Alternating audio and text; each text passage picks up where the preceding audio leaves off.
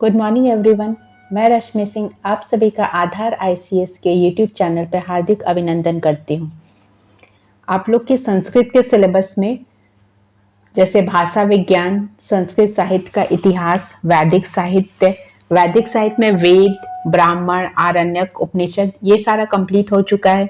Next आपका वेदांग का जो पोर्शन है उसमें शिक्षा, कल्प, व्याकरण, निरुक्त, ज्योतिष और छंद ये कंप्लीट हो चुका है। और लास्ट क्लास में हम लोगों ने ग्रामर का पोर्शन स्टार्ट किया था जिसमें कि माहेश्वर सूत्र और उच्चारण स्थान कंप्लीट हो गया है। नेक्स्ट हम लोग संधि पढ़ रहे हैं। संधि में जो फर्स्ट संधि है स्वर संधि, उसके हम लोग स्वर संधि के भेद डिस्कस किए थे और उसके सूत्र डिस्कस किए थे। आज के क्लास में हम लोग व्यंजन संधि के सूत्र का डिस्कशन करेंगे।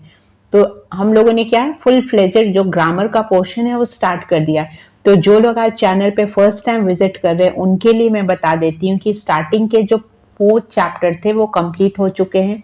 अगर आपने नहीं देखा है या आपको उससे रिलेटेड कोई भी प्रॉब्लम है तो आप प्लेलिस्ट में जाकर क्लिक करके लास्ट के वीडियोस देख सकते हैं। लास्ट 20 वीडियोस है इस टॉपिक पे जिसमें कि first chapter, second chapter, third chapter और फोर्थ चैप्टर कंप्लीट कराया जा चुका है। और इसी से रिलेटेड जो क्वेश्चन है उसको एमसीक्यू फॉर्मेट में 25 सेट में डिस्कस किया गया है। 25 सेट्स है जिसमें कि हर सेट में 40 क्वेश्चन है। ठीक है, तो 25 इंटू 40 कितने क्वेश्चन हो गए? मिनिमम आपको 1000 क्वेश्चन वहां पे मिल रहा है। तो आप 1000 क्वेश्चन देखिए, उससे आपका बहुत सारा पोर्शन कवर हो जाएगा। अगर आपको टाइम नहीं मिल पा रहा है तो वो हार्डली 30 मिनट्स का है। तो 30 मिनट्स में आपको बहुत सारा क्वेश्चन का रिवीजन हो जाएगा।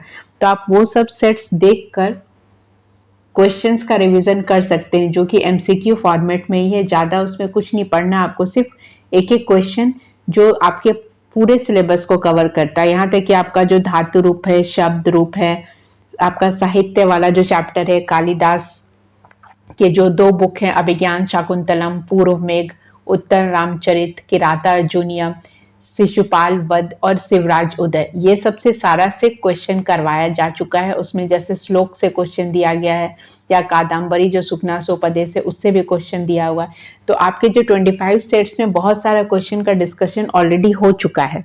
तो आप वहां से क्वेश्चन देख सकते हैं। और साथ साथ जो आप जिन लोगों को भी डिटेल पढ़ना था उन लोगों के लिए डिटेल में क्लास कंटिन्यू चल रहा है।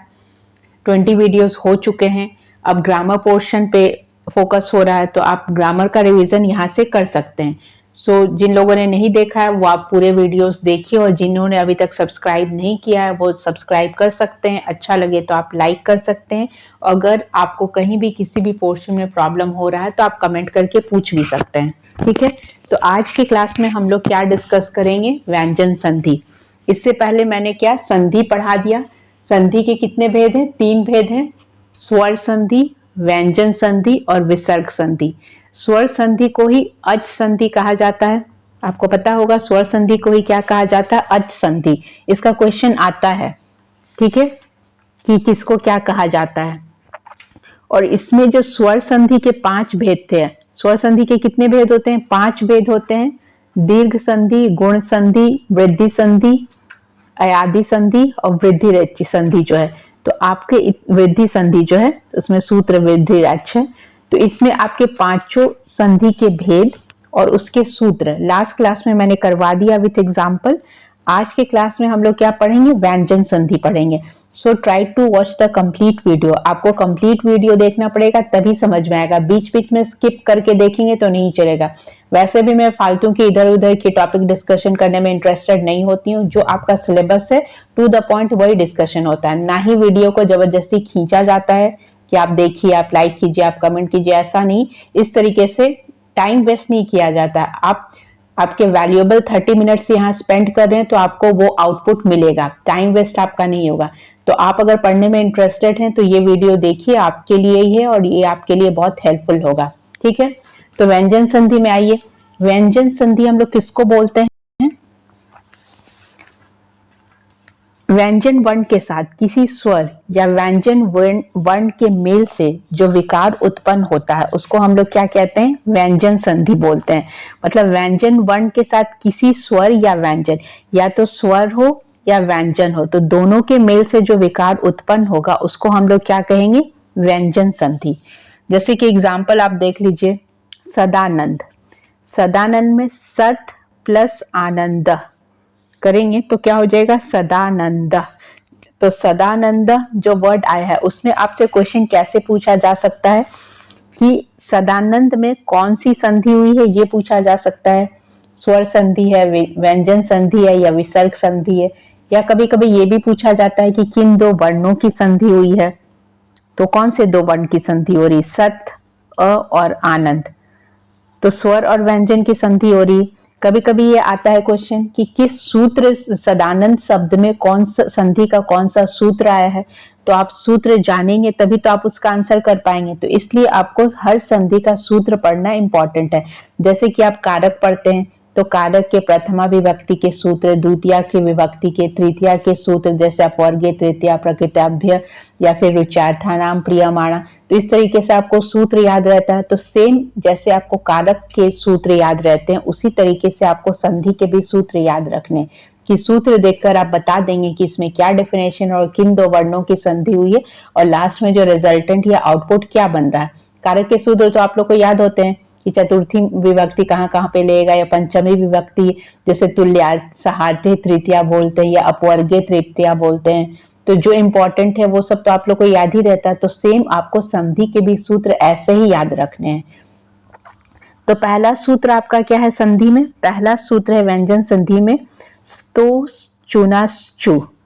तो इसमें आप देखेंगे, इसमें डेफिनेशन आपका क्या दिया हुआ है, यदि स, ये कौन सा स है, दंत, जिसका उच्चारण दांत से होता है। इससे पहले के क्लास में उच्चारण स्थान डिस्कस कराया जा चुका है, एक बार आप वहां पे देख लीजिए।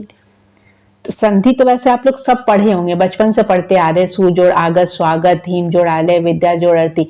लेकिन अब क्या उसको समझना है कि वो बनता कैसे है। रटा रटाया तो बहुत पहले से, लेकिन उस चीज को हम लोग समझते जो है वही आप, जो अप्लाइड क्वेश्चन जो आपके एग्जाम में आता है वही आता है। अब आपसे ये क्वेश्चन तो आप एक्सपेक्ट मत कीजिए कि आपका ये ग्रेजुएशन लेवल का एग्जाम है तो आपसे पूछेगा कि हिम जोड़ आलय क्या बना, ये तो नहीं पूछेगा ना। आपसे ये पूछ सकता है कि हिम प्लस आलय बना है तो इसमें कौन सा सूत्र है या कौन सा संधि है, ये पूछा जा सकता है। तो अपने स्टैंडर्ड के हिसाब से आपको क्वेश्चन पढ़ना है, ठीक है।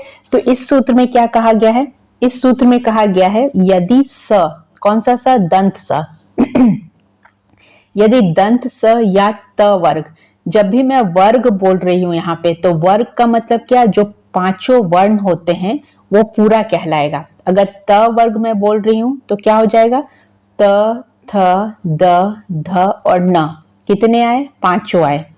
तो यदि स या त वर्ग के पहले या बाद में, या इससे पहले या बाद में तालव्य श या च छ ज ज इय, च वर्ग का जो वर्ण है च छ ज ज इय आए, तो जो दंत स है, दंत स को तालव्य श और त वर्ग को च वर्ग हो जाता है। जो त वर्ग है वो क्या हो जाएगा, त वर्ग जो है वो च वर्ग में हो जाएगा। जैसे कि आप एग्जाम्पल देखिए, सत, जैसे सत चरितम, इसकी संधि हम लोग कर रहे हैं तो सत प्लस चरितम, जो आपका त है ये किस में बदल गया, च में बदल गया। देखिए आप सूत्र में भी लिखा हुआ त थ द ध न होगा तो क्या हो जाएगा, त का च में बदल गया है, ठीक है। इसलिए इस सूत्र का नाम क्या, स्तो स्नूचा स्नचू, मतलब जो दंत वाला है वो किस में बदल गया, तालु में बदल गया। त थ द ध न जो है दंत से उच्चारित होता है और दंत स, तो इसमें क्या बच जाएगा, च छ ज ज इय में कन्वर्ट हो जाएगा। उसी तरीके से आप शब्द देखिए, सत चित, तो सत चित में सत प्लस चित हो रहा है, त का फिर क्या हो गया, यहाँ पे फिर च हो गया है। तो इस तरीके से आपको ध्यान देना है कि कैसे बदल रहा है। उसी तरीके से कुछ वर्ड है, उज्ज्वल, तो उज्ज्वल की जब हम लोग संधि करते हैं तो उत प्लस ज्वल लिखते हैं। तो ये जो त है, त का क्या बदल जाता है, त का इसमें ज में बदल जाता है, ज ज संयुक्त हो जाता है। या फिर आप उच्चारण की संधि अगर करेंगे, उच्चारण, उच्चारण की अगर हम लोग संधि करते हैं तो उसको कैसे लिखते हैं, उत प्लस चारणम, लेकिन उसका शब्द क्या बनता है, उच्चारणम, मतलब च च संयुक्त हो जाता है, ठीक है। तो ये आप देखिएगा कि जो त वर्ण है वो किस में बदल जाएगा, च छ ज ज इय में बदल जाएगा, ठीक है। तो तो ये आपका पहला सूत्र हो गया। नेक्स्ट सूत्र में आते हैं, तो आपको ये याद रखना है कि व्यंजन संधि के कितने सूत्र आपको बताया जा रहा है। दूसरा आपका सूत्र है स्टूना स्टू। इस सूत्र में भी क्या है, इस सूत्र को आप देखेंगे तो इस सूत्र में भी क्या होता है, यदि स या त वर्ग, जो त थ द ध न और दंत स जो है, यदि दंत स या त वर्ग में पांचों त थ द ध न के पहले या बाद में, इसके पहले या बाद में मूर्धन्य श या ट वर्ग आए, ट वर्ग मतलब मूर्धन्य न वाला, ट ठ ड ढ न आए, तो यहाँ पे जो दंत स है वो क्या बदल जाएगा, मूर्धन्य स में, और जो त वर्ग है वो पूरा पूरी किस में बदल जाएगा, ट वर्ग में हो जाएगा। समझ गए, मतलब त का सीधे त थ द ध न का सीधे ट ठ ड ढ न में हो जाएगा, और स का जो दंत स था वो मूर्धन्य स में बदल जाएगा। जैसे कि आप एग्जाम्पल देखिए, रामस, रामस षष्ठ, तो इसमें रामस नीचे हलंत और षष्ठ, तो ये जो रामस का स है वो किस स में बदल गया, मूर्धन्य श में बदल गया। ठीक है, यही आपको ध्यान देना है। जैसा आप इष्ट शब्द देखिए, तो इष्ट में क्या है, त है, तो त किस में बदल रहा है, ट में बदल रहा है, त को ट में बदला गया है। ठीक है, उसी तरीके से वर्ड है दुष्ट, तो दुस प्लस त, दुस प्लस त बदल के क्या हो गया, त जो है ट में बदल गया है। तो आपको ये थोड़ा ध्यान देना है, दोनों सूत्र इंपॉर्टेंट है और इजी भी है, उतना कोई टफ नहीं है। ठीक है, इस तरीके से और भी एग्जाम्पल है, आपसे कोई जरूरी नहीं कि यही आ जाए, तो आप यही भी आ सकता है। ठीक है, और कुछ आप खुद से भी एग्जाम्पल देख सकते हैं, जैसे कि कुछ वर्ड है जैसे तट्टिका। ठीक है, तट्टिका वर्ड की जब हम लोग संधि करेंगे तो क्या होगा, तत् प्लस टिका, तो यहाँ जो तत्व वाला का त है वो भी क्या किस में बदल जा रहा है, ट में। तो आपने अकॉर्डिंग टू डेफिनेशन देखा, त थ द ध न किस में बदल जाएगा, ट ठ ड ढ न में बदल जाएगा। ठीक है, ये दो सूत्र हो गया। नेक्स्ट सूत्र आते हैं झलाम जशो जंते, झलाम जशो अंते, झलाम जशो अंते। तो आपको माहेश्वर सूत्र याद हो गया होगा आपको कि 14 माहेश्वर सूत्र होते हैं, और माहेश्वर सूत्र के 14 माहेश्वर सूत्र के कितने प्रत्याहार बनते हैं, 42 बनते हैं। तो वो प्रत्याहार आपको ध्यान में रखना है कि कौन कौन सा बनता है। ठीक है, तो नेक्स्ट सूत्र क्या है, झलाम जसो अंते, इंपॉर्टेंट है ये, आपको मोस्ट इंपॉर्टेंट है। पद के अंत में प्रयुक्त झल, झल प्रत्याहार के वर्णों, तो झल प्रत्याहार के वर्णों में कौन सा आ जाता है, जैसे आप क ख ग घ अंग लिखते हैं तो पहला 4 1 2 3 4, ठीक है, मतलब क ख ग घ, लास्ट वाला को छोड़ दीजिए। और जो ऊष्म व्यंजन है, ऊष्म व्यंजन कौन कौन से हैं, जिसके उच्चारण में मुंह से ऊष्मा निकलती है, तो ऊष्मा किसके में निकलती है, तालव्य श, मूर्धन्य स, दंत स और ह। तो झल प्रत्याहार और झल प्रत्याहार के वर्णों के वर्ग 1 2 3 4 तथा ऊष्म व्यंजन के स्थान पर जस प्रत्याहार के वर्ण, जस प्रत्याहार के वर्ण के आदेश रूप में हो जाता है। तो जस प्रत्याहार, तो जो प्रत्याहार में आपको बोली कि आप माहेश्वर सूत्र पढ़ेंगे तो उसमें प्रत्याहार भी पढ़ेंगे, तो इसमें झल का परिवर्तन किस में हो जाता है, जस में हो जाता है। ठीक है, तो इसीलिए इसका नाम क्या है, झलाम जशो अंते, नाम आपको याद रहेगा, ये सूत्र है झलाम जसो अंते। जैसे एग्जाम्पल आप देखिएगा, दिगंबर सॉरी, दिगंबर, दिगंबर की संधि कीजिए दिख प्लस अंबरा, तो आप यहां देखिए क, दिक क को किस में बदल गया है, ग में। उसी तरह आप जगदीश देखिए, जगदीश में भी जगत प्लस ईसा, त किस में बदल गया, द में। दिग्गज में भी देखिए दिक प्लस गज, क बदल गया ग में। चितानंद चित, त बदल गया द में, तो त को दंत स्थानी द का आदेश हो गया। तो झलाम जसो अंत्य में क्या होता है, जो झलाम वाले प्रत्याहार है वो जस प्रत्याहार में बदल जाते हैं। ठीक है, तो इसमें आपको संधि देके पूछा जा सकता है कि इसमें कौन से रूप की संधि हुई है, मतलब इसमें कौन सा आया है। जैसे कि आपको मैंने 3 4 एग्जाम्पल दिए। अब सबसे सिंपल एग्जाम्पल अगर आप देते हैं अजंत, ठीक है, अजंत शब्द। अजंत शब्द की संधि आप कर लेंगे अच प्लस अंत। च किस में बदल रहा है? ज में बदल रहा है। तो च क्या है? च का उच्चारण स्थान क्या है? तुला है। वो किस में बदल जाएगा? ज में बदल जाएगा। ठीक है, तो इस सूत्र को हम लोग क्या बोलते हैं? झलाम जशो अंते। तो आपको सूत्र याद रखना है।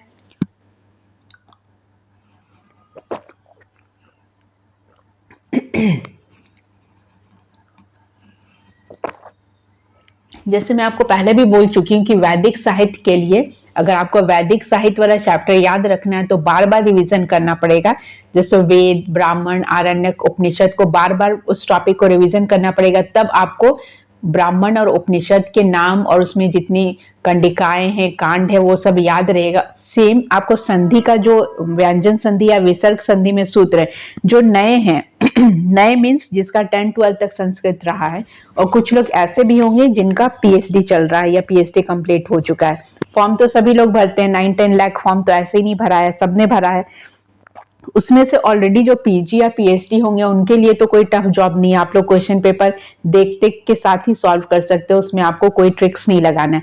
लेकिन हाँ, जिन लोगों का 10th में रहा है, 12th में रहा है और वो मतलब रखे हैं कि चलो इंटरेस्टिंग है, तो उनके लिए भी कोई टफ नहीं है। अगर आप रेगुलर रूल्स फॉलो करते हैं, ग्रामर का टॉपिक वाइज कवर करते हैं, ग्रामर में आपको ज्यादा पढ़ना भी नहीं है। जो आपने 6 to 12 में पढ़ा है वही ग्रामर है।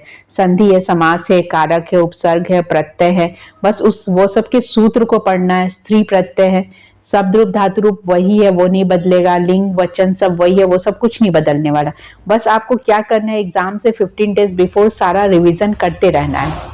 जितना आप रिवीजन करेंगे उतने आपको अच्छे मार्क्स आने के चांसेस है, क्योंकि नेगेटिव मार्किंग है। अगर कंफ्यूजन हुआ तो गलत हो जाएगा।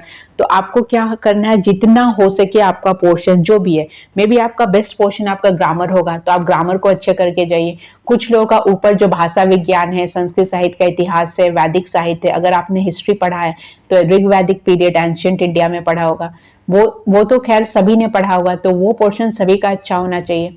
और अगर आप ग्रामर में एक्सपर्ट है तो आपका ग्रामर शब्द रूप धातु रूप जो है, लट लकार लंग लकार, जो 10 लकार पढ़ने हैं, वो आपका पूरा कंप्लीट होगा। तो सभी लोगों का किसी ना किसी में एक्सपर्ट होंगे, तो उसमें आपको अच्छा मार्क्स आ सकता है।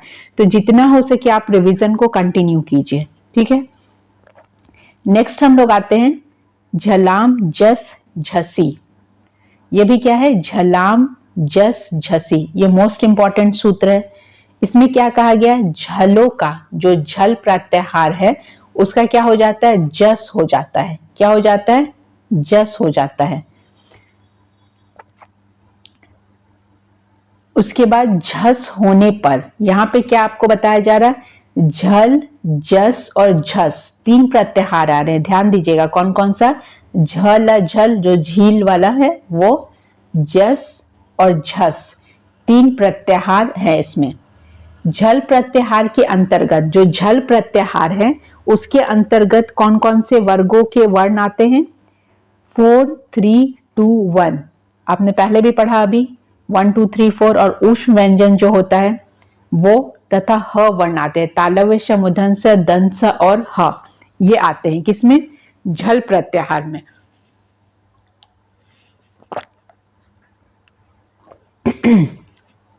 तो झल में क्या आते हैं? 1, 2, 3, 4 वाला ऊष्म व्यंजन ह, अर्थात इन वर्णों के स्थान पर जस वर्गों का तृतीय वर्ण होता है। तो इसके बदले क्या हो जाता है? जस वर्णों का तृतीय वाला हो जाता है। यदि बाद में झस वर्गों के तृतीय और चतुर्थ प्रत्याहार के वर्ण आए तो कब हो जाता है? बाद में अगर झस प्रत्याहार के जो वर्ग है तृतीय और चतुर्थ आए तो हो जाता है। जस प्रत्याहार के अंतर्गत 5 वर्ण होते हैं। अब आपको बोला जा रहा है कि जस प्रत्याहार के अंतर्गत कितने होते हैं वर्ण? 5 होते हैं। जैसे ज, ब, ग, ड, द। ठीक है, ज, ब, ग, ड, द।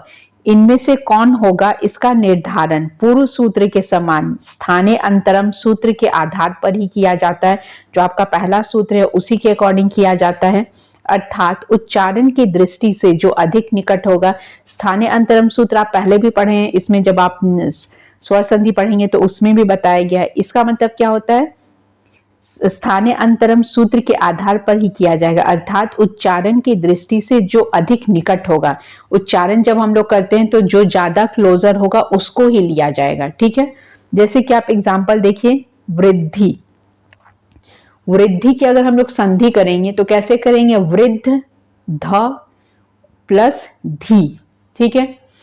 तो इसमें झल प्रत्याहार के वर्ण जो ध है, धनुष वाला, ध को जस प्रत्याहार का वर्ण द हो जाता है। तो आप देखेंगे वृद्धि में द हो रहा है, तो कहां से हो रहा है, द का ध हुआ है, ठीक है।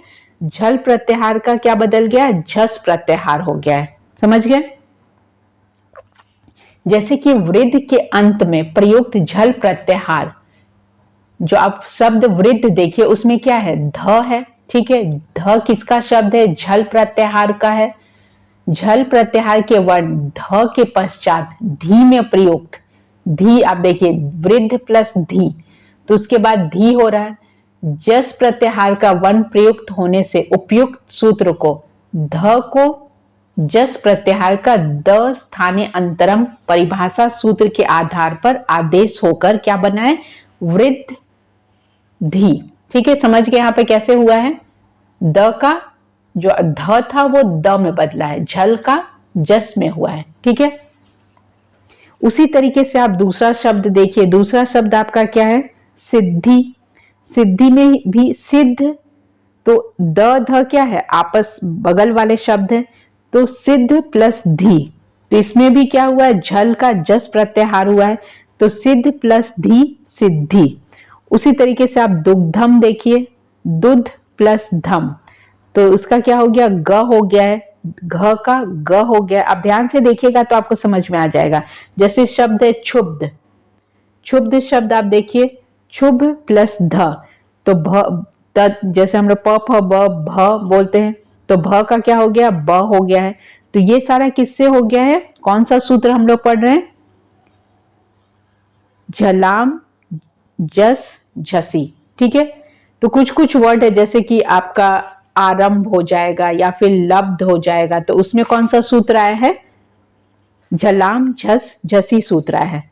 नेक्स्ट हम लोग फिफ्थ सूत्र को पढ़ेंगे। ये सारा इंपॉर्टेंट सूत्र है इसलिए आपको थोड़ा बार बार पढ़ना पड़ रहा है, ठीक है।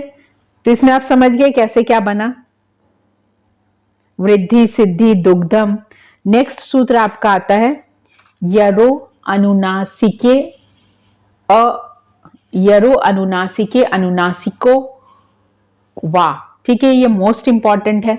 इसमें आपको समझना है कि अनुनासिक बोला जा रहा है। अनुनासिक हम लोग किसको बोलते हैं, यह अंगमन, जो लास्ट वाला, लास्ट में जो सबका अंग, य न न म, इसको हम लोग क्या कहा जाता है, जो पंचम वर्ण होता है इसको हम लोग क्या बोलते हैं, अनुनासिक वर्ण बोलते हैं। ये सबको पता होगा। इसका उच्चारण कहाँ से होता है, नाक से हम लोग बोलते हैं।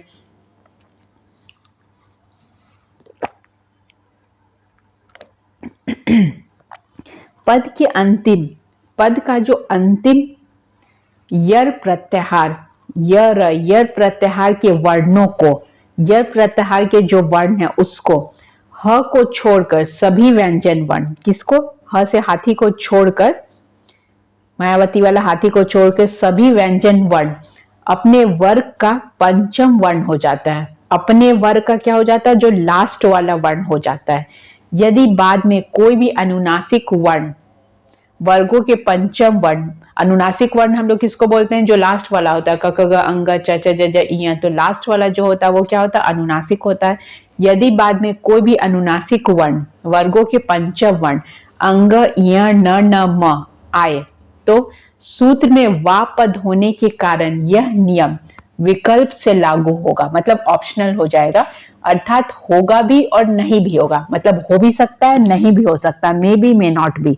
वस्तुतः व्याकरण में विकल्प वाली स्थिति में नियम इच्छा पर निर्भर करता है, मतलब आपकी अपनी मर्जी है, ठीक है। इच्छा पर निर्भर करता है कि ले भी सकते हैं नहीं भी ले सकते हैं, करें या ना करें, दोनों स्थितियां शुद्ध मानी जाएगी। अगर आप मानते हैं तब भी शुद्ध है, नहीं मानते हैं तब भी शुद्ध है, ठीक है। फॉर एग्जाम्पल आप देखिए, एग्जाम्पल इसका क्या है, जैसे दिक प्लस नाग, तो इसमें आप देखिएगा क का अंग हुआ है, ठीक है, दिक प्लस नाग, तो अगर आप इसको डायरेक्ट भी लिखेंगे तो भी सही है और इस तरीके से लिखेंगे तो भी सही है।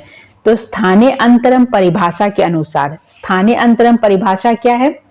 क वर्ग के, क वर्ग मतलब दिग्नाग में आप देखिए क्या है, क वर्ग है, तो क वर्ग के स्थान पर अंगकार, ठीक है, अंग हो जाएगा, अर्थात अंग भी हो सकता है, अर्थात च वर्ग के स्थान पे इय, अगर क वर्ग है तो अंग, च वर्ग का कोई है तो इय, ट ठ ड ढ न का है तो क्या हो जाएगा? मूर्धन्य न, और त थ द ध न का है तो क्या? दंत न, और प फ ब ब म का होगा तो म हो जाएगा। ठीक है, जैसे कि आप देखिए षट मुख, तो इसको हम लोग क्या पढ़ेंगे? षण्ड मुख।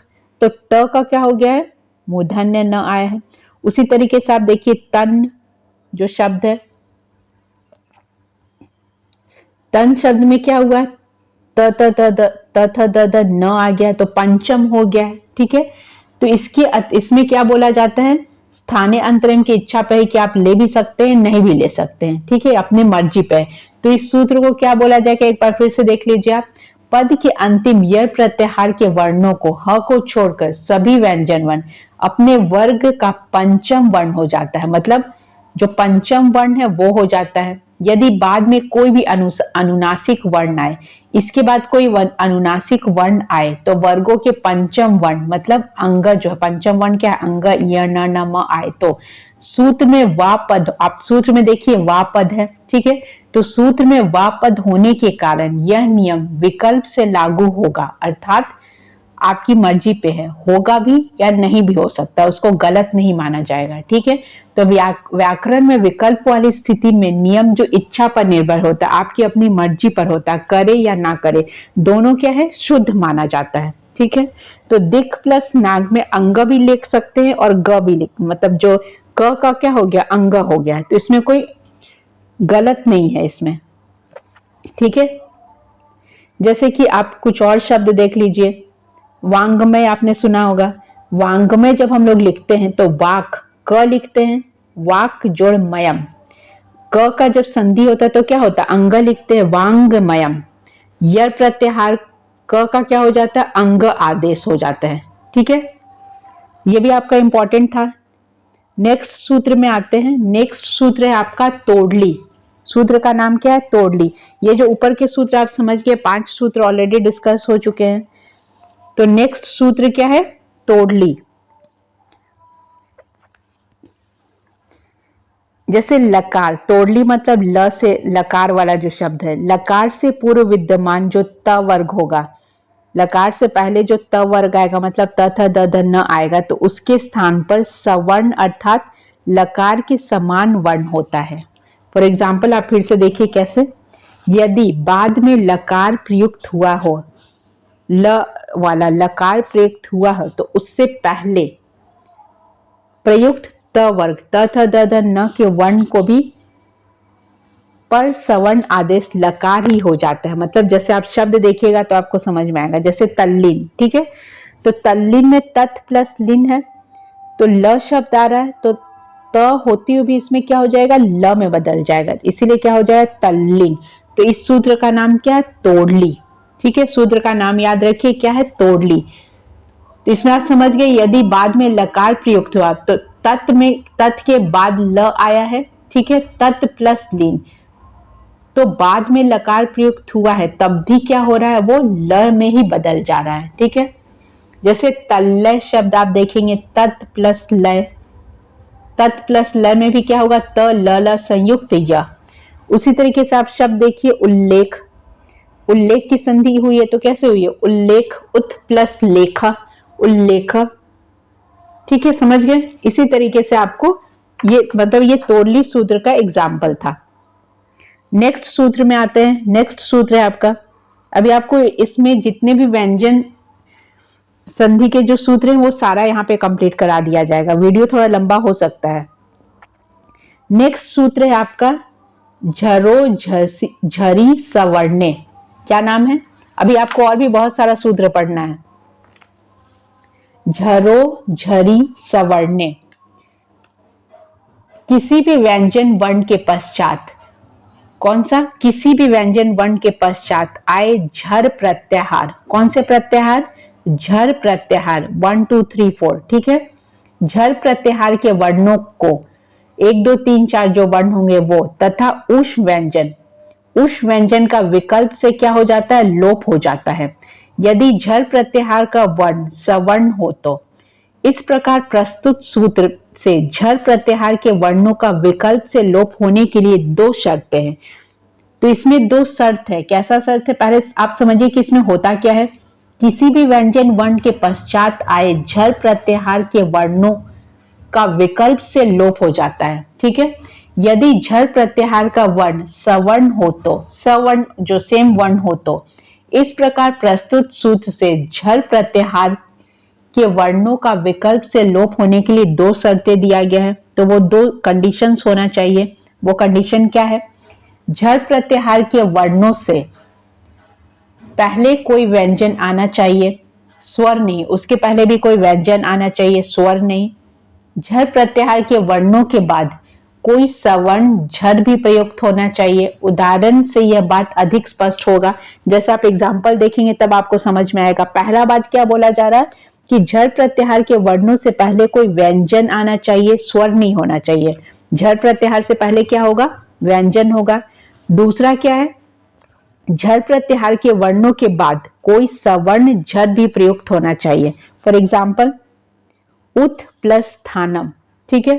तो इसका संधि क्या होगा, उत्थानम, उत्थानम होगा। कैसे हो रहा है, यहां पहले आप देखिए उत्तस्थाम्बो पूर्वस्य सूत्र से, यहां एक और सूत्र लग रहा है। इस स्थिति में आप देखेंगे द व्यंजन वर्ण जो उद प्लस स्थानम है, द व्यंजन वर्ण के पश्चात झर प्रत्याहार का वर्ण थ प्रयुक्त हुआ है। कौन सा प्रयुक्त हुआ है, थ प्रयुक्त हुआ है। तथा इसके पश्चात थानम में स्थित थ सवर्ण झर प्रयुक्त हुआ है। अतः उपयुक्त सूत्र से द के पश्चात थ का लोप होकर क्या बना है, उत प्लस थानम बना है, ठीक है। आप और एग्जाम्पल देखिएगा तो क्लियर हो जाएगा आपको। जैसे कि आप कृष्ण दधि देखेंगे, कृष्णर्धि देखेंगे, कृष्णर धधि, ठीक है। तो इसमें जो दो टर्म्स एंड कंडीशंस है वो आपको याद रखना है। नेक्स्ट आ जाते हैं हम लोग खरी च में। कौन सा सूत्र है, खरी च। तो खरी च वाला जो सूत्र है इसमें क्या है, आप देखिए ये मोस्ट इंपॉर्टेंट सूत्र है। झल प्रत्याहार के वर्णों को चर प्रत्याहार के वर्ण आदेश रूप में होते हैं। यदि बाद में खर प्रत्याहार का कोई वर्ण प्रयुक्त हुआ हो तो इस संपूर्ण प्रक्रिया को हम इस प्रकार प्रस्तुत कर सकते हैं। इसको हम लोग कैसे समझ सकते हैं, क्या होगा, झल प्रत्याहार के वर्णों को चर प्रत्याहार के वर्ण आदेश के रूप में होते हैं। मतलब जो झल प्रत्याहार वाले वर्ण है उसको चर प्रत्याहार के वर्ण के आदेश के रूप में प्रयुक्त होते हैं। यदि बाद में खर प्रत्याहार का कोई वर्ण प्रयुक्त हुआ तो कैसे होगा, आप देख लीजिए डायग्राम में दिया हुआ है।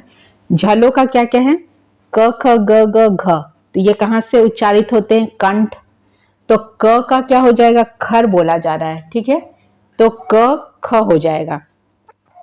क का क्या हो जा रहा है, जो झल वाले वर्ण है क ख ग घ कंठ से उच्चारित होते हैं। तो चर हो जाता है तो का क हलंत होगा और खर होने पे क्या हो जाएगा, क ख हो जाएगा, ठीक है। सेम झलों का आप देखिए च छ ज ज झ है, ये तुला मतलब तालु से उच्चारित होते हैं। तो ये जो च छ ज ज का चर हो जाता है, क्या हो जाता है, चर हो जाता है। खर होने पे क्या हो जाएगा, च छ हो जाएगा। झलों का ट ठ ड ढ है, मूर्धा स्थानी है, चर होगा तो क्या हो जाएगा, ट हो जाएगा, ठीक है। और खर होने पे क्या हो जाएगा, ट ठ हो जाएगा। समझे आप लोग, मैं फिर से बोल दे रही हूँ, बीच में वो बैंड बाजा का साउंड आ रहा है। फिर से आप देख लीजिए, क ख ग घ जो कंठ है, चर होने पे क हुआ, ठीक है, क हलंत हुआ। खर होने पे क ख हुआ। फिर झलों का देखिए च छ ज झ जो है, जो च वर्ग है, तुला स्थान जो है, चर हो जाता है। तो चर पे च हुआ। खर होने पे शूद्र का नाम आपको क्या है, खरी च, खर होने पे च छ हुआ। नेक्स्ट आप देखिए ट ठ ड ढ न है, मूर्धा स्थानी है, तो इसका चर होने पे ट बचा और खर होने पे क्या हो गया, ट ठ बचा। और झल होने पे त थ द ध, दंत स्थानीय जो है चर होने पे ओनली त बचा, और खर होने पे त थ, मतलब सेम सबका वही हो रहा है। फिर आप देखिए प फ ब भ म जो ओष्ठ से उच्चारित है, चर होने पे क्या बच गया प, और खर होने पे प फ, जो ऊपर आप देख रहे हैं सब वही है। नेक्स्ट जो तालव्य से मूर्धन स दंत स जो उष्म व्यंजन है उनका चर होता है तो क्या हो जाएगा तालव्य से मूर्धन स दंत स, और खर होने पे तालव्य से मूर्धन स दंत स। ठीक है, इतना समझ गए। यह चर आदेश स्थानीय अंतरम परिभाषा के अनुसार ही होगा। आप पहले वाला परिभाषा पढ़े स्थानीय अंतरम सूत्र। ठीक है, तो स्थानीय अंतरम सूत्र में क्या होता है, जो आपके नियरेस्ट जो है, जो वर्ण जो बगल में उसी का उच्चारण कर सकते हैं हम लोग। फॉर एग्जाम्पल आप देखिए दिग प्लस पाल, दिख पाल, तो ग का क्या हो गया क हो गया है, चर प्रत्याहार का वर्ण है। ठीक है, समझ गए। उसी तरीके से आप देखिए तच्छिव, तज प्लस शिव, तो जो ज है ज का किस में बदल गया है च में बदल गया। जैसे ग क में बदल गया उसी तरह से ज किस में बदल गया च में बदल गया। ठीक है, यहाँ पे षष्ठी छोटी से, षष्ठी छोटी से श जो है आपका जो श किस में बदल गया छ में बदल गया है। ठीक है, नेक्स्ट संधि आप देखिए क्या है तत् प्लस पर, तत्पर, यहां भी त का क्या है जो द है त में बदल गया, चर प्रत्याहार। आप ऊपर पढ़े ना कैसे कैसे बदला, क का जो कंठ स्थानी था क ख हो रहा था, च का च छ हो रहा था, ट का ट ठ हो रहा था। ठीक है, तो सेम यहाँ पे वही रूल फॉलो किया गया है, समझ गए। तो ये कौन सा सूत्र था खरीच। तो ये सब सूत्र को आप बार बार संधि लिख लिख कर प्रैक्टिस कीजिएगा तो आपको याद रहेगा, बार बार उसको लिखकर प्रैक्टिस करना पड़ेगा। ठीक है, नेक्स्ट सूत्र में आते हैं। नेक्स्ट सूत्र है आपका, यह भी मोस्ट इंपॉर्टेंट सूत्र है, षष्ठी सस छोटी, मतलब श है शस छोटी, इसको अ भी बोलेंगे या डायरेक्ट छोटी भी बोल सकते हैं। तो किसी भी पद जो होता है, पद के अंत में प्रयुक्त झय प्रत्याहार, पद के अंत में प्रयुक्त झय प्रत्याहार के वर्णों के वर्गों के पहला जो होता है प्रथम द्वितीय तृतीय चतुर्थ वर्ण के पश्चात प्रयुक्त शकार जो श होता है वो छकार हो जाता है, मतलब श जो है छ में बदल जाता है।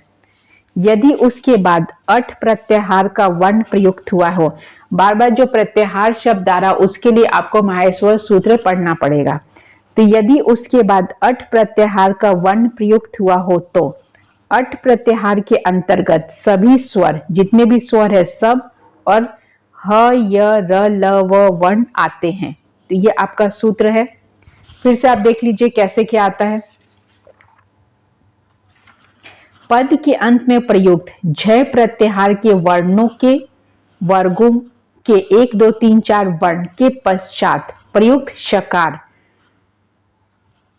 ये तालव्य श क्या हो जाता है छ, जो च छ होता है उसमें हो जाता है। यदि उसके बाद अठ प्रत्याहार का वर्ण प्रयुक्त हो, उसके बाद अगर अठ प्रत्याहार का वर्ण प्रयुक्त हो रहा है तो अठ प्रत्याहार के अंतर्गत सभी स्वर और ह के बाद य र ल व वर्ण आते हैं, तब क्या बदल जाता है छ जो है जो श है उसका छ में बदल जाता है। फॉर एग्जाम्पल आप देखिए तत्शिला, तत्शिला, तो त जो है और इसके बाद ये जो श आया है तो उसका किस में बदल जाएगा छ में बदल जाएगा। ठीक है, यहाँ पे आप देखिए तो शु से त को च में पहले बदलना है, त जो है च में बदल रहा है और च जो है जो श है वो किस में बदल रहा है श में बदल जा रहा है। ठीक है, तो कुछ शब्द देख लीजिए आप, जैसे सच्चील, सत प्लस सीला। ठीक है, तो इस तरीके से कुछ कुछ आपसे पूछा जा सकता है, कुछ वर्ड देकर आपसे संधि पूछा जा सकता है कि इसमें कौन सा सूत्र से संधि हुआ है।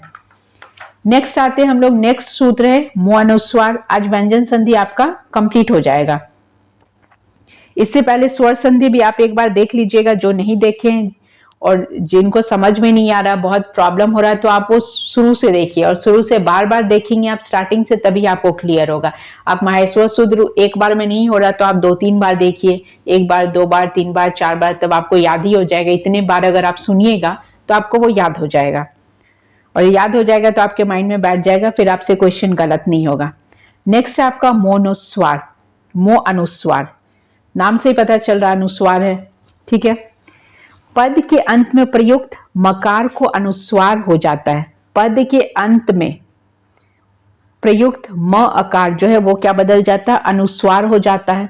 यदि बाद में कोई व्यंजन प्रयुक्त हुआ हो तो, इसके बाद अगर कोई व्यंजन प्रयुक्त हुआ हो तो क्या हो जाता है, वो अनुस्वार में बदल जाता है। इस विषय में एक बात विशेष रूप से ध्यान देने योग्य है कि पदांत मकार स्वर रहित होना चाहिए। जो आपका पदांत है, जो लास्ट में म अकार है, वो क्या होता है, उसमें स्वर नहीं होना चाहिए, क्योंकि यदि ऐसा नहीं होगा तो वह पदांत मकार नहीं होगा। मतलब स्वर रहित होना चाहिए, स्वर नहीं होना चाहिए। अगर स्वर हो जाएगा तो वो क्या हो जाएगा, मकार नहीं होगा, अपितु स्वरांत होगा, तो स्वर से एंड हो जाएगा ना, इसलिए उस स्थिति में उसे अनुस्वार नहीं होगा। अगर ऐसा हुआ तो वहां पे फिर अनुस्वार नहीं हो पाएगा। तो ये आपको कंडीशंस याद रखना है। क्या कंडीशन, स्वर नहीं होना चाहिए, वहां हमेशा क्या होना चाहिए, पद के अंत में प्रयुक्त मकार को अनुस्वार तब होगा यदि बाद में कोई व्यंजन वर्ण प्रयुक्त हुआ हो, व्यंजन होना चाहिए, ठीक है। फॉर एग्जाम्पल आप देखिए, हरीम वंदे, ठीक है, हरीम वंदे, तो ये जो म हलंत है वो क्या होगा, हरि के ऊपर बिंदी हो जाएगा, तो इसको संधि क्या करेंगे, हरि वंदे, ठीक है। जैसे नेक्स्ट आप देखिए, धर्मम चरा, तो धर्मम में म है, ठीक है, मो अनुसार बोला गया है, और चरा, तो धर्म के ऊपर एक बिंदी आ जाएगा, धर्मचर। उसी तरीके से एक और आप देख लीजिए, कार्यम कुरु, तो कार्यम कुरु में भी य के ऊपर म आ जाएगा, कार्यम कुरु। तो ये सब किसका एग्जाम्पल है, मो अनुस्वार का एग्जाम्पल है, ठीक है। बार बार रिवीजन कीजिए तभी आपको ये याद रहेगा, बार बार इस चीज को सुनिए या लिख लिख कर प्रैक्टिस कीजिए। नेक्स्ट सूत्र है आपका, इसमें व्यंजन संधि में कुछ ज्यादा सूत्र है, स्वर संधि में तो आपको जो 5 भेद थे उसी के वो सूत्र पढ़ने थे, इसमें थोड़ा सा ज्यादा है। अनुस्वारस्य यई पर सवर्णा, इस सूत्र का नाम क्या है, अनुस्वारस्य यई पर सवर्णा। अपदांत अनुस्वार के पश्चात यई प्रत्याहार का वर्ण वर्गों के 1 2 3 4 5 मतलब सभी तथा अंतस्थ आए तो अनुस्वार को पर सवर्ण अर्थात अग्रिम वर्ण के वर्ग का पंचम अक्षर हो जाता है। यह पर सवर्ण स्थानीय अंतरम परिभाषा के अनुसार ही होगा। फिर यहाँ पे स्थानीय अंतरम आ रहा है, स्थानीय अंतरम का मतलब क्या है, जो नियरेस्ट होगा हम लोग उसका उच्चारण कर सकते हैं, ठीक है।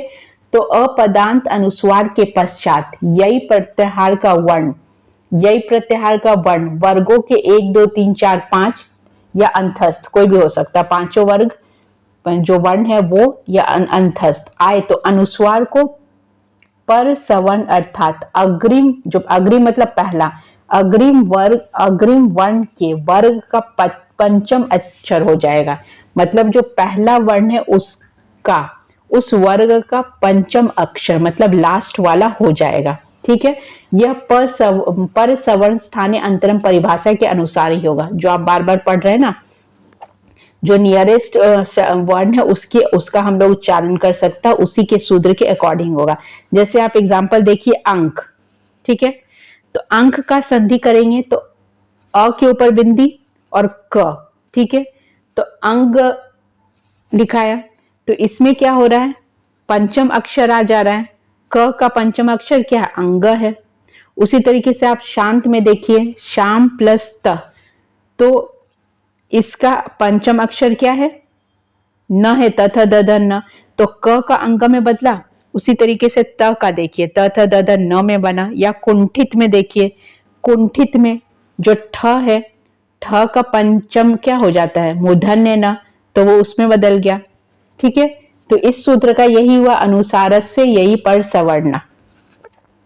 अब कुछ कुछ अपवाद सूत्र भी होता है, तो इसमें एक आध आपको अपवाद सूत्र भी देखना है, तो आप ये सब जो विथ एग्जाम्पल एक बार रिवीजन कर लीजिएगा तो आपको ये याद हो जाएगा। अब देखिए, जैसे आपने स्वर संधि में भी अपवाद सूत्र पढ़ा था, उसी तरीके से व्यंजन संधि में भी कुछ अपवाद सूत्र पढ़ना है आपको। अपवाद सूत्र व पदांतस्य, पदांत अनुस्वार के बाद यही प्रत्याहार का वर्ण आने पर सवर्ण आदेश प्रस्तुत सूत्र द्वारा विकल्प से होता है। पूर्व पर सूत्र और इस सूत्र में यही अंतर है।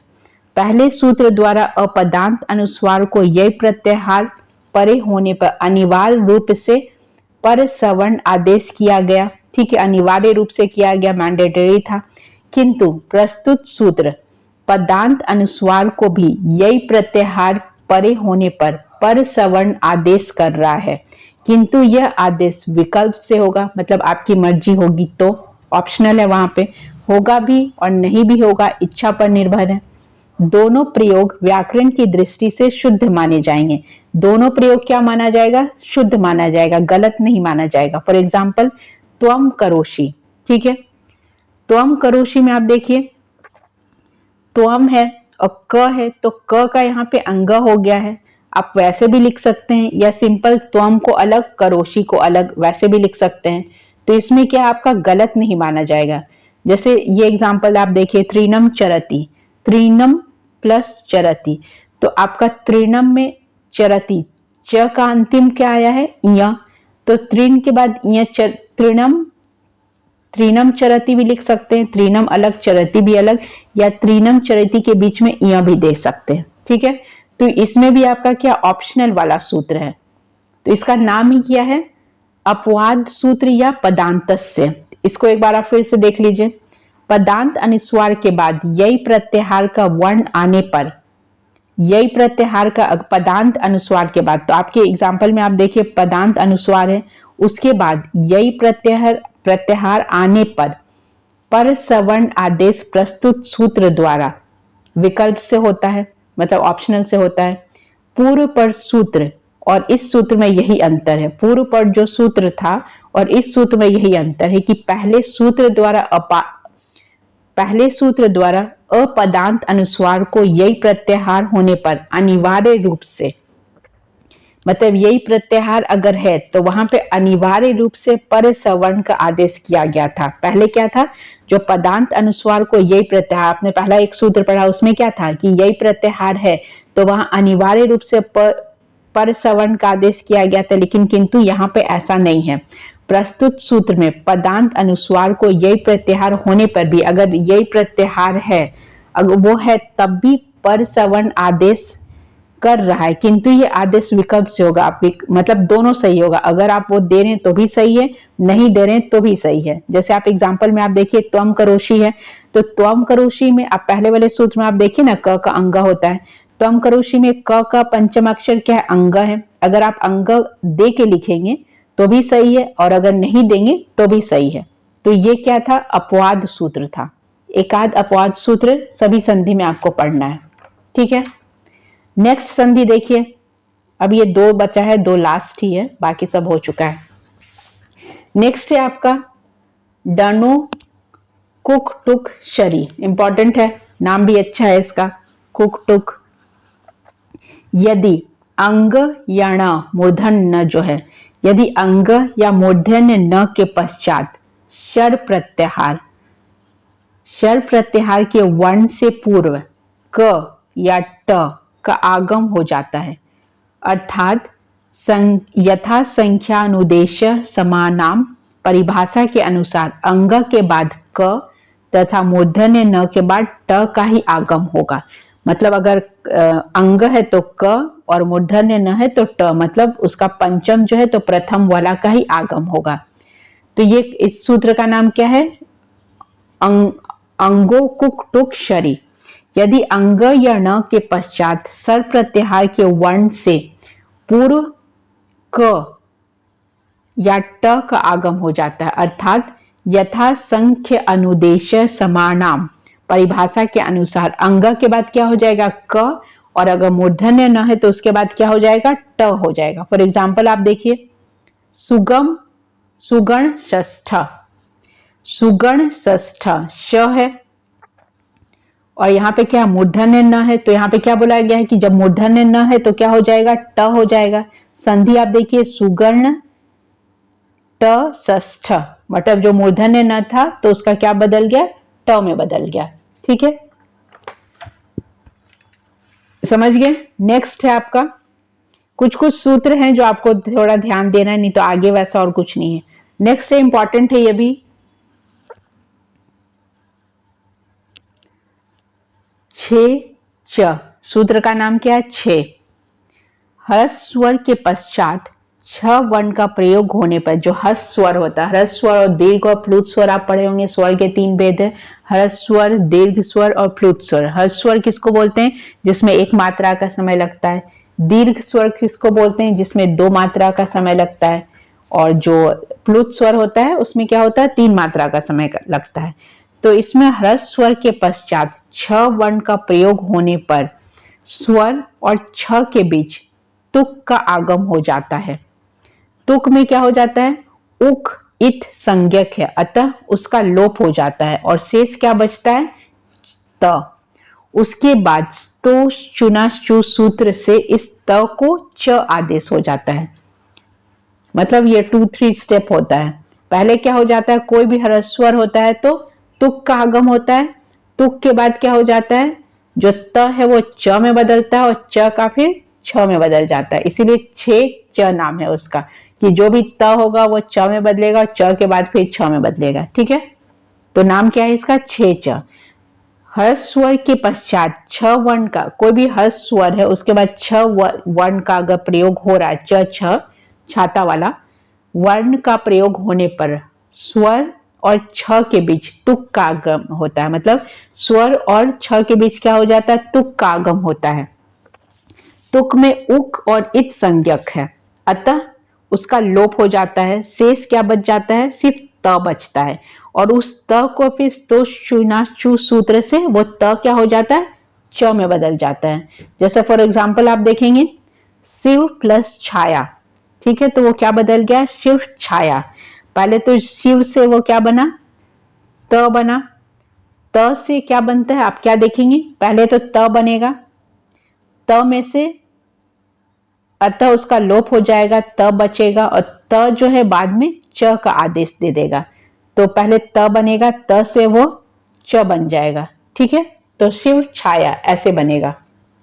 जैसे आप स्वच्छंद, स्वच्छंद अगर आप संधि करते हैं तो स्व प्लस छंद, लेकिन आप ये सूत्र लगाएंगे तो स्वतः स्वतः फिर छंद होगा और वो जो त है वो च में बदल जाएगा, तब स्वच्छंद उदाहरण होगा। ठीक है, समझ गए। तो ये आपका 6 च सूत्र था। यहीं तक आपको व्यंजन संधि पढ़ना है। थोड़ा सा मतलब इसको बार बार लिखिए सारे सूत्र को और प्रैक्टिस कीजिए तो आपको याद रहेगा। मतलब सूत्र लिखिए, एक एग्जांपल लिखिए कि व्यंजन संधि के इतने सूत्र हैं। स्वर संधि के 5 थे, पांचों के सूत्र लिखिए। व्यंजन संधि के जो 14 हैं वो 14 लिखिए, उस सूत्र को लिख के वहां 2 एग्जाम्पल लिख लीजिए। ज्यादा उतना डीपली नहीं पढ़ना। आपसे यही पूछा जाएगा कि कौन सा सूत्र है या कौन से वर्णों की संधि हुई है, या फिर इसका सिंपल संधि भी पूछा जा सकता है। ठीक है, तो इस चीज को आप जितना हो सके बार बार रिवीजन कीजिए तो आपको याद रहेगा। और जिन लोगों ने अभी तक सब्सक्राइब नहीं किया, so please subscribe the channel so that you can get the notification of our new edition. तो आप इसको बार बार रिवीजन कीजिए, अच्छा लगे तो लाइक कीजिए, कमेंट कर सकते हैं। तो इसमें संधि में आपका, ग्रामर में आपका महेश्वर सूत्र हो गया, उच्चारण स्थान हो गया, संधि में स्वर और व्यंजन कंप्लीट हो चुका है। नेक्स्ट आपका बच्चा है विसर्ग संधि। तो आगे के क्लास में विसर्ग संधि को पढ़ेंगे। उसके साथ साथ आपका कारक हो जाएगा, समास हो जाएगा, प्रत्यय हो जाएगा और जो भी जैसे कि शब्द रूप, धातु रूप, अनुवाद कैसे करना है। और इसके बाद आपका chapter wise question series start होगा संस्कृत में। तो आप इस वीडियो को कंटिन्यू देखिए और जो भी आपको कोई भी कहीं भी प्रॉब्लम हो रहा है तो आप कमेंट बॉक्स में कमेंट करके पूछ सकते हैं। So thanks for watching this and stay tuned for new updates.